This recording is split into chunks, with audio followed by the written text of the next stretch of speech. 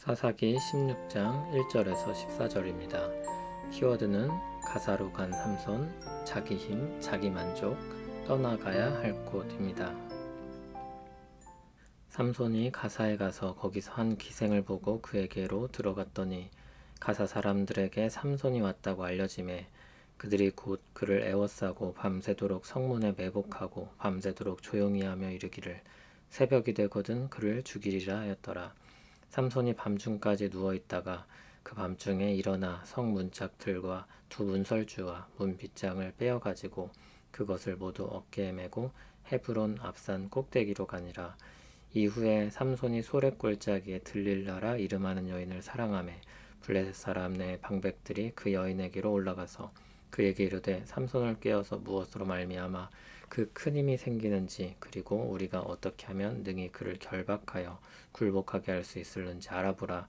그리하면 우리가 각각 은 1,100개씩을 내게 주리라 하니 들릴라가 삼손에게 말하되 청하건대 당신의 큰 힘이 무엇으로 말미암아 생기며 어떻게 하면 능히 당신을 결박하여 굴복하게 할 수 있을는지 내게 말하라 하니 삼손이 그에게 이르되 만일 마르지 아니한 새 활줄 7으로 나를 결박하면 내가 약해져서 다른 사람과 같으리라. 블레셋 사람의 방백들이 마르지 아니한 새 활줄 7을 여인에게로 가져오매 그가 그것으로 삼손을 결박하고 이미 사람을 방 안에 매복시켰으므로 삼손에게 말하되 삼손이여 블레셋 사람들이 당신에게 들이닥쳤느니라 하니 삼손이 그 줄들을 끊기를 불탄 삼시를 끄는같이 하였고 그의 힘의 근원은 알아내지 못하니라. 들릴라가 삼손에게 이르되 보라 당신이 나를 희롱하여 내게 거짓말을 하였도다. 청하건대 무엇으로 당신을 결박할 수 있을는지 이제는 내게 말하라 하니 삼손이 그에게 이르되 만일 쓰지 아니한 새 밧줄들로 나를 결박하면 내가 약해져서 다른 사람과 같으리라 하니라. 들릴라가 새 밧줄들을 가져다가 그것들로 그를 결박하고 그에게 이르되 삼손이여 블레셋 사람이 당신에게 들이닥쳤느니라 하니 삼손이 팔 위에 줄 끊기를 실을 끄는같이 하였고 그때에도 사람이 방 안에 매복하였더라. 들릴라가 삼손에게 이르되 당신이 이때까지 나를 희롱하여 내게 거짓말을 하였도다. 내가 무엇으로 당신을 결박할 수 있을는지 내게 말하라 하니 삼손이 그에게 이르되 그대가 만일 나의 머리털 7가닥을 배틀의 날실에 섞어 짜면 되리라 하는지라. 들릴라가 바디로 그 머리털을 단단히 짜고 그에게 이르되 삼손이여 블레셋 사람들이 당신에게 들이닥쳤느니라 하니 삼손이 잠을 깨어 배틀의 바디와 날실을 다 빼내니라. 아멘. 삼손이 가사로 가서 한 기생을 보고 그에게 들어갑니다. 가사는 블레셋의 중심 도시입니다. 나실인이자 사사인 삼손이 유흥을 즐기기 위해 이방 여인 중에서도 한 기생에게 들어가고 이방 땅 중심으로 들어갑니다. 이미 블레셋에게 삼손은 유명 인사가 되었습니다. 그들에게 많은 피해를 입힌 소문이 다 퍼졌습니다. 가사 사람들은 새벽에 삼손을 암살하려고 합니다. 그러나 삼손은 그들보다 한 발 앞서 움직입니다. 밤이 되자 일어나서 성 문짝들과 두 문설주와 문 빗장을 어깨에 메고 돌아갑니다. 성문은 블레셋의 큰 도시 가사의 힘과 안전을 상징하는 것이었습니다. 그것을 빼어들고 헤브론으로 가져갑니다. 블레셋에겐 충격적이고 공포스러운 사건이었을 것입니다. 게다가 가사에서 헤브론까지의 거리는 약 60km입니다. 그리고 헤브론은 해발 930m의 고지대입니다. 삼손은 블레셋에게 그렇게 자기 힘을 과시하였습니다. 그리고 4절부터는 그 유명한 들릴라가 나옵니다. 삼손이 또 사랑에 빠졌습니다. 또 이방 여인입니다. 이제 삼손이 사랑에 빠졌다는 말이 불안하게까지 들립니다. 또다시 문제가 생깁니다. 블레셋 방백들은 삼손이 사랑에 빠진 들릴라를 꿰어냅니다. 들릴라의 삶 전체를 바꿀 만큼 큰 금액을 제시합니다. 방백들은 블레셋의 지도자들입니다. 블레셋은 5도시가 하나로 연합한 일종의 연방국가였습니다. 그들이 힘을 합쳐서 삼손 한 사람을 잡으려고 하는 것입니다. 일이 커질 대로 커졌습니다. 한 가정의 일에서 한 동네의 일로 그리고 도시의 문제로 그리고 나라의 문제로 확장됩니다. 하나님께서 이 이상한 사사를 통해 블레셋을 점점 옥죄어 가고 계십니다. 들릴라는 계속해서 삼손을 들들 볶아서 그의 힘의 근원이 무엇인지 캐물었습니다. 그것만 알아내면 그의 인생은 활짝 피게 될 것입니다. 삼손은 계속해서 거짓말을 하면서 묶이고 풀기를 반복합니다. 마치 장난으로 그 과정을 즐기는 것 같습니다.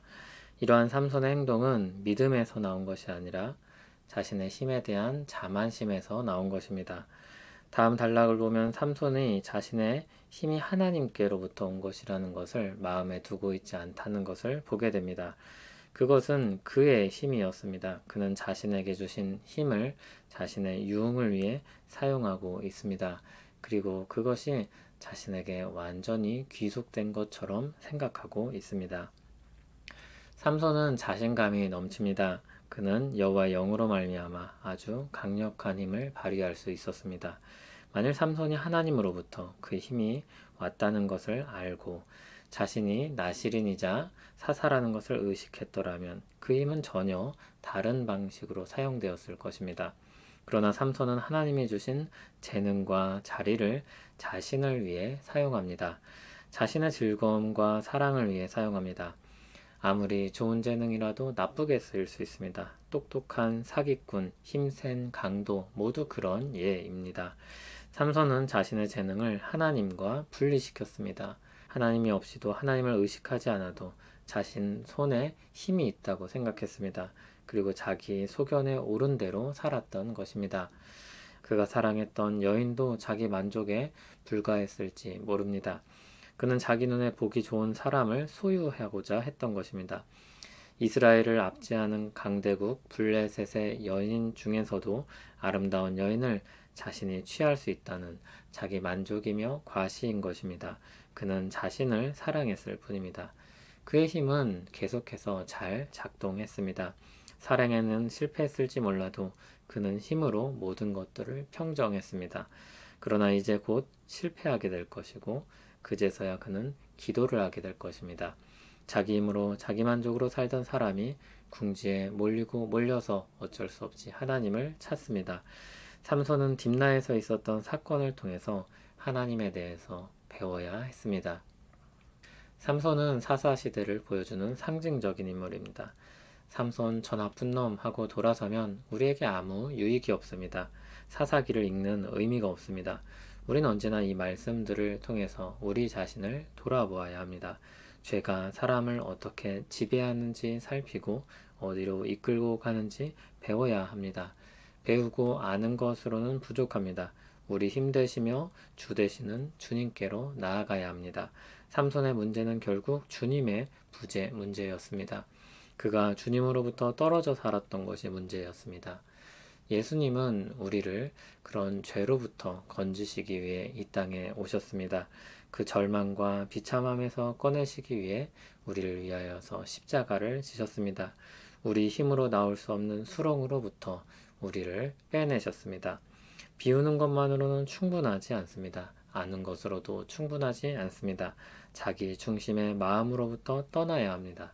죄악된 자리를 나와야 합니다. 그리고 주께로 가야 합니다.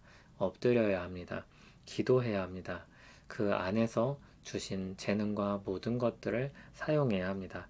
그때 우리는 진정 우리답게 될 것입니다.